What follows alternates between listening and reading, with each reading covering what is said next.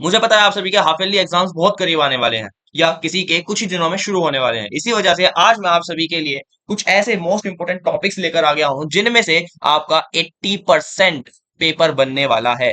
ये हर साल most repeated topics होते हैं। हर साल आपके स्कूल वाले कोई नए क्वेश्चंस तो बनाने वालों में से है नहीं। हाफ ईयरली इंटरनल एग्जाम्स होते हैं, तो वो हर साल कुछ उन्हीं चुनिंदा मेन इंपोर्टेंट टॉपिक्स को देखते हैं और उनमें से ज्यादातर सवाल निकालते हैं। बेसिकली आपको पढ़ना तो 100% ही है, लेकिन मैं जो टॉपिक्स आज बताऊंगा वो मोस्ट इंपोर्टेंट टॉपिक्स है।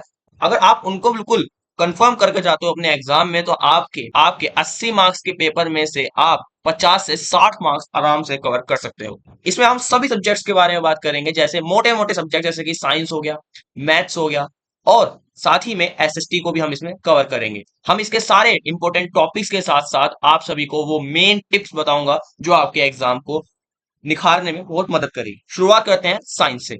सबसे पहले देखो केमिस्ट्री। केमिस्ट्री में आपका चैप्टर नंबर 1 है, तो उसमें सबसे ज्यादा जरूरी देखो, ये चैप्टर 1 इतना बड़ा नहीं है, सिंपल है। और दूसरी बात, ये चैप्टर में से 5 मार्क्स का सवाल भी आ सकता है, इसकी कोई बड़ी बात नहीं है अगर 5 नंबर का भी है। देखो सबसे पहले बैलेंसिंग के ऊपर आपके ऊपर सवाल पूछा जा सकता है, और जरूर, और इसमें सबसे जरूरी आपको एमसीक्यू पूछा जा सकता है। दूसरा, आपकी टाइप ऑफ रिएक्शन से सवाल उठाया जाता है, स्पेशली आपकी डिस्प्लेसमेंट और डिकम्पोजिशन में से। तीसरा, आपका ऑक्सीडाइजेशन और रिडक्शन, इन दोनों पे से एक सवाल आ सकता है, ऑक्सीडाइजिंग और रिड्यूसिंग एजेंट। लेकिन मैं आपको इससे पहले एक बात बता दूं, आप जब भी ये वीडियो देख रहे हो, मुझे नहीं पता कब आप ये वीडियो देख रहे हो, लेकिन अगर आप इस वीडियो को अपलोड होते ही देख रहे हो तो शायद आपको चैप्टर 1 का वन शॉट मिल गया हो, है ना। और अगर नहीं मिला, आप चैनल पे जाके देखना, अगर है तो बढ़िया, नहीं है तो 1-2 दिन में आने वाला होगा। सुनो, अगर चैप्टर 1 आ गया है तो उसे देख लेना। क्यों? क्योंकि मैंने ऐसा चैप्टर 1 का वन शॉट बनाया है, वो हर वन शॉट आपका वैसे ही बनेगा, लेकिन चैप्टर 1 अभी मैंने डाल दिया। सारे चैप्टर्स बहुत जल्दी आने वाले हैं। चैप्टर 1 में वो एक संपूर्ण चैप्टर का वन शॉट है। अगर आप मान लो कल पेपर है और उसको आज देख रहे हो, तो बस उसको देख लेना, काम निमट जाएगा। ऐसे ही बाकी आपके वन शॉट्स आने वाले हैं, ठीक है। बेसिकली उसमें लाइन बाय लाइन एनसीईआरटी है, ठीक है। सारी एनसीईआरटी को डिटेल में कवर करा। एनसीईआरटी के जितने भी इन टेक्स्ट क्वेश्चन हैं, एक्टिविटी बेस्ड क्वेश्चन बन सकते हैं, एक्सरसाइज के जितने भी क्वेश्चन, सबको सॉल्व करवाया गया है, सबको दिखाया गया है सॉल्व करके। दूसरा, आपके 2-3 मार्कर के क्वेश्चन, 5 मार्कर क्वेश्चन, और साथ ही में कॉम्पिटेंसी बेस्ड क्वेश्चन भी सभी इंक्लूड करा है। ये चैप्टर 1 का मैं आपको बता रहा हूँ। बाकी चैप्टर्स इसी तरीके से आपके साथ हम इसी तरीके से मैं आपको प्रोवाइड कराने वाला हूं, तो आपको किसी भी तरीके की टेंशन नहीं लेनी। सिलेबस अगर अभी तक कंप्लीट नहीं हुआ है तो भी आपको टेंशन नहीं लेनी। ये इंपॉर्टेंट टॉपिक्स को बिल्कुल मत छोड़ना, और इंपॉर्टेंट टॉपिक्स के साथ साथ वन शॉट्स भी देख लेना। मेरे देख सकते हो, मैंने आपको जो जो बताया, आप एक बार वन शॉट, पहला ही चैप्टर का वन शॉट जाके देख लो। सिर्फ 15 मिनट अगर आप शुरू के दे दोगे तो आप समझ जाओगे कि किस क्वालिटी के लेक्चर्स हैं। दूसरा बात करते हैं एसिड बेस एंड सॉल्ट में, तो इंडिकेटर्स, पीएच, डेली लाइफ के ऊपर एमसीक्यू आ सकता है। और जो केमिकल प्रॉपर्टीज होती हैं एसिड बेस की, साथ ही में जिंक ग्रेन्यूल की रिएक्शन सबसे ज्यादा इंपॉर्टेंट है इस बीच में, ठीक है। ऐसा नहीं कि बाकी चीजें इंपॉर्टेंट नहीं है, वो भी इंपॉर्टेंट है, लेकिन मैं आपको सबसे ज्यादा बता रहा हूँ, ठीक है। सॉल्ट्स में सबसे ज्यादा chlor alkali, baking soda, washing soda, bleaching powder और पीओपी, प्लास्टर ऑफ पेरिस, इनमें से एक सवाल जरूर आएगा। ये चैप्टर भी 4 से 5 नंबर कंटेन कर लेता है कभी ना कभी, ठीक है। और इसमें से स्पेशली केस बेस्ड क्वेश्चन आप जरूर देख सकते हो। 99% चांसेस हैं इस साल आपके हाफ ईयरली में भी, और अगर बाद में प्री बोर्ड में भी की बात करूं तो प्री बोर्ड में भी आएंगे केस बेस्ड क्वेश्चन इस चैप्टर से। आगे बात करते हैं बायोलॉजी की। तो बायोलॉजी में सबसे पहले बात करते हैं लाइफ प्रोसेस चैप्टर की, जिसमें से फोटोसिंथेसिस का आएगा, है ना। फोटोसिंथेसिस में से आ सकता है हेटरोट्रॉफिक न्यूट्रिशन, काफी इंपॉर्टेंट है। और स्टोमेटा गार्ड सेल के ऊपर हम बात करेंगे कि कौन सा इंपॉर्टेंट है, ठीक है। और बाकी सबकी के वन शॉट्स भी आने वाले हैं, तो आपको किसी भी तरीके की टेंशन नहीं लेनी है, ठीक है। ह्यूमन डाइजेशन सिस्टम, उसके एंजाइम्स, और जैसे विलाय, एल्वियोली, नेफ्रॉन, इन सबके फंक्शन एक एक दो दो नंबर में पूछे जा सकते हैं। ब्लड सर्कुलेशन बहुत इंपॉर्टेंट है। ये दोनों रेस्पिरेशन के टाइप जो है ये भी देख लेना। और डायग्राम, इसमें से सबसे ज्यादा चांसेस है कि इसी चैप्टर के में से आपके डायग्राम पूछे जाए, जैसे हार्ट का हो गया, स्टोमेटा का हो गया, डाइजेस्टिव सिस्टम हो गया, नेफ्रॉन का हो गया, ठीक है। कंट्रोल एंड कोऑर्डिनेशन में देखो तो भैया रिफ्लेक्स और reflex action, reflex arc and reflex action. Hormones और ग्लैंड्स के बारे में न्यूरॉन स्ट्रक्चर डायग्राम, वो तो यहाँ पे भी देखा था, नहीं यहाँ पे नेफ्रॉन था, अच्छा हाँ, ठीक है। ह्यूमन ब्रेन, उसके पार्ट्स, फंक्शन, सबसे ज्यादा इंपॉर्टेंट चीज, एमसीक्यू क्या पता है इसके बारे में पूछ ली जाए, ठीक है। हार्मोन और ट्रॉफिक मूवमेंट्स के बारे में यहाँ पे कुछ कुछ इंपॉर्टेंट टॉपिक्स मैंने आपको दे दिए हैं चैप्टर के से, ठीक है। फिजिक्स की बात मैं अगर करूँ तो फिजिक्स में आपका लाइट चैप्टर, ठीक है। फिजिक्स में लाइट चैप्टर, उसके अंदर रे डायग्राम से सबसे जरूरी सवाल आना ही आना है, रे डायग्राम में से। न्यूमेरिकल, आपके mirror formula, magnification, refraction index और पावर के ऊपर से न्यूमेरिकल एक जरूर आएगा। लेंस पावर, कॉन्वेक्स लेंस इसमें सबसे ज्यादा इंपॉर्टेंट है। लेंस फॉर्मूला, इसके ऊपर सवाल जरूर आना है, ठीक है। उसके बाद साइन कन्वेंशन की एप्लीकेशन, ये भी जरूर देख के जाना, ठीक है। Human I in the colourful world, basically मैं आपको बता देता हूँ, आपको इस बात की टेंशन नहीं लेनी। एक बार मुझे ना आप बस वो बता देना, आप मुझे बस एक बार वो बता देना आपके हाफ ईयरली एग्जाम्स कब हैं। मैं उससे पहले साइंस और मैथ, एसएसटी, इन तीनों सब्जेक्ट्स के सारे वन शॉट्स जो आपके हाफ ईयरली में आ रहे हैं, उन सभी के वन शॉट्स मैं आपको टाइम टू टाइम प्रोवाइड कराने की 110% कोशिश करूंगा। और वैसे वैसे भी आप स्पीड में सारे वन शॉट्स आने वाले हैं। ह्यूमन आई में बात करें तो इसके पार्ट्स, ह्यूमन आई के पार्ट्स और फंक्शन काफी इंपॉर्टेंट है। डिफेक्ट ऑफ विजन में और करेक्शन, इनमें से एक सवाल 90% आ सकता है। ठीक है, डिस्पर्सन रेनबो, एटमॉस्फेरिक रिफ्रैक्शन से भी एक सवाल आने के, मतलब ये मैं आपको टॉपिक्स ही वो दे रहा हूँ जिसमें से सवाल आने के चांसेस 90% से ऊपर है। ठीक है, इसके बाद अब बात करते हैं साइंस के कुछ सीक्रेट ट्रिप्स के बारे में कि भैया डायग्राम्स को प्रैक्टिस करके जाना। ठीक है, डायग्राम्स को प्रैक्टिस करके जाना, और तुम्हें खुद भी पता होगा कि भाई न्यूमेरिकल प्रैक्टिस करे बिना अगर तुम गए तो बहुत बड़ा पाप करोगे।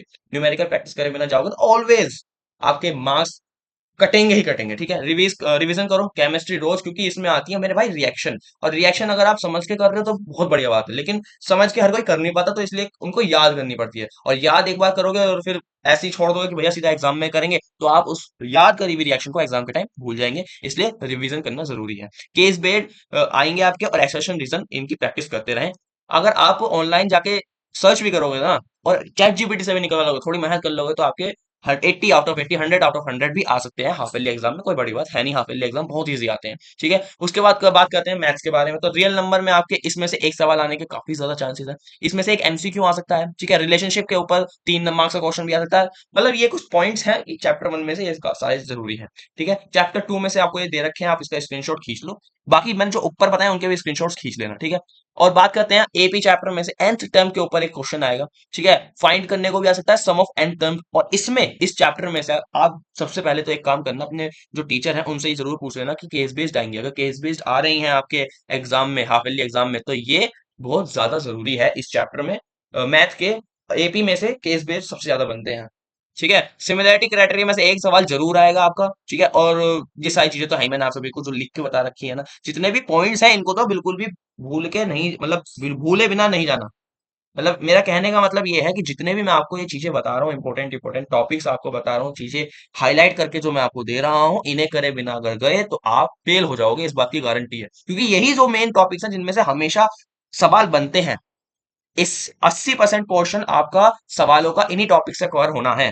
तो 20% पोर्शन का क्या ही करोगे, पहले 80% निपटाओ, उसके बाद टाइम है तो 20% का पोर्शन निपटाना। ठीक है, उसके बाद बात करते हैं कोऑर्डिनेट ज्योमेट्री चैप्टर में से डिस्टेंस फॉर्मूला काफी इंपॉर्टेंट है, and section formula, mid point application.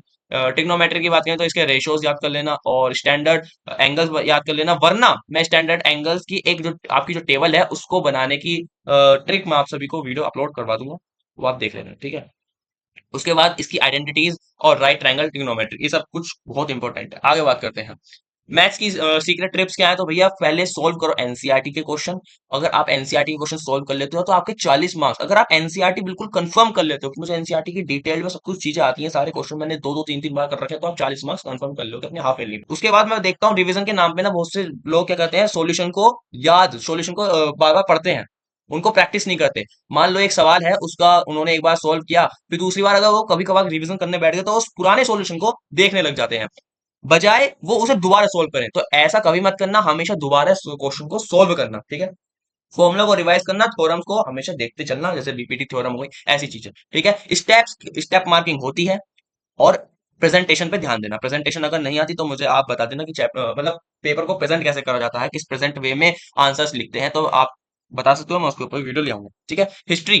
अब हम बात करते हैं एसएसटी के बारे में। तो एसएसटी में सबसे पहले हिस्ट्री आई, तो rise of nationalism in Europe में सबसे पहले सिविल कोड, उसके बाद मजीनी एंड कैवियोर के आइडियाज। ठीक है, ये सारे टॉपिक्स हैं। ओके, उसके बाद Rowlatt Act, Salt March, participation of different communities, और सेंस ऑफ कलेक्टिंग बिलोंगिंग, ये 4 पॉइंट्स हैं आपके नेशनलिज्म इन इंडिया के। ठीक है, नेक्स्ट ज्योग्राफी की बात करूं तो रिसोर्सेज एंड डेवलपमेंट में टाइप्स ऑफ सॉइल डिस्ट्रीब्यूशन, उनके soil erosion and conservation, land use और लैंड डिग्रेडेशन, ये सबसे ज्यादा इंपॉर्टेंट है। ठीक है, map work soil soil types में मैप वर्क आ सकता है। Forest and wildlife resources में classification of species and causes of deforestation, ये सबसे ज्यादा इंपॉर्टेंट है। ठीक है, उसके बाद भैया कन्वर्जेशन कंजर्वेशन मूवमेंट, जैसे चिपको, प्रोजेक्ट टाइगर, इन दोनों में से एक आ सकता है। और जितने भी अलग मूवमेंट्स अलग आपके दे रखे हैं एनसीईआरटी में, इनसे अलग, इन दो से अलग, तो उन्हें भी कर लेना। कन्वर्जेशन मूवमेंट्स आप करके जाना। ठीक है, और इसके ऊपर केस बेस आ सकता है इस चैप्टर में से। ठीक है, पॉलिटिकल साइंस की अगर मैं बात करूं तो पावर शेयरिंग में तो आपको पता ही बहुत छोटा सा चैप्टर है, तो मैं तो ये कहूंगा सबसे पहली बात कि पावर शेयरिंग को करके जाना पूरा। उसके बाद अगर पावर शेयरिंग पूरा नहीं कर पाए तो बेल्जियम और श्रीलंका के केस याद कर लेना, हॉरिजॉन्टल वर्टिकल पावर शेयरिंग कर लेना, फॉर्म्स ऑफ पावर शेयरिंग कर लेना, और रीजनिंग कर लेना why power sharing is desirable. ये एक सवाल 5 नंबर का ऐसे सेम उठ के भी आ सकता है। ठीक है, फेडरलिज्म में coming together, holding together, distribution of power और decentralisation local governments, challenges to federalism in India, ये भी आ सकता है। सेम सवाल अभी एज इट इज उठ के आ सकते हैं। ठीक है, इकोनॉमिक्स की अगर मैं बात करूं तो डेवलपमेंट चैप्टर में हम क्या कहेंगे, कंपेयरिंग डेवलपमेंट इनकम क्राइटेरिया। ठीक है, ह्यूमन डेवलपमेंट इंडेक्स से भी आ सकता है जिसमें एग्जांपल पूछे जाएंगे कंट्रीज के साथ, सॉरी स्टेट के साथ। ठीक है, सस्टेनेबल डेवलपमेंट डाटा इंटरप्रिटेशन के बेस्ड क्वेश्चन आ सकते हैं। Sectors of the Indian economy, primary secondary और टर्शरी। ठीक है, ऑर्गेनाइज अनऑर्गेनाइज, ये सबसे इजीएस्ट चैप्टर मुझे लगते हैं इकोनॉमिक्स की क्लास 10th के अंदर, सबसे इजीएस्ट चैप्टर है। ठीक है, उसके बाद बात करें मेरे भाई एसएसटी की सीक्रेट टिप्स, तो सबसे पहला पॉइंट्स के फॉर्म में आंसर याद रखना, और पॉइंट्स के फॉर्म में आंसर लिखोगे तो छोटे छोटे 5 पॉइंट लिख दोगे ना 5 नंबर में, तो 5 नंबर पूरे मिल जाएंगे। रेदर देन पूरा पेज भरो पैराग्राफ के फॉर्म में, तो उससे कोई फायदा नहीं है। ठीक है, अगर कुछ नहीं आता तब भी लिखना। मान लो कि जैसे तुम्हें मान लो कि भाई एक टॉपिक है उससे सवाल आया, तुम्हें वो टॉपिक आधा पता है, तो जो आधा पता है ना उसको ही लिख देना। ठीक है, बाकी इस सब्जेक्ट में सबसे जरूरी होता है बार बार रिवीजन करना। जो मैंने ऊपर आपको सवाल बताया कि कोज इफेक्ट के ऊपर मैंने आपको कुछ टॉपिक्स बताए हैं, उन्हें जरूर देख लेना। ठीक है, उन पे ज्यादा फोकस करना और कंपैरिजन वाले क्वेश्चन पे ज्यादा फोकस करना। तब तक के लिए आज की इस वीडियो में इतना ही है ना। हमने क्लास 10th के वो सारे देखो, साइंस कवर कर लिया, एसएसटी कवर कर लिया और मैथ, इन तीनों सब्जेक्ट को हमने कवर कर लिया है। इनके मोस्ट इंपोर्टेंट टॉपिक्स मैंने आप सभी को दिए हैं, वो सारे टॉपिक्स दिए हैं जो आपके एग्जाम में सबसे ज्यादा पूछे जाएंगे। 80% पोर्शन इसी से आएगा। तब तक के लिए take care yourself, take care everyone. सारे चैप्टर्स के वन शॉट्स आने वाले हैं, बस चैनल बने रहना। तब तक के लिए take care everyone, bye bye.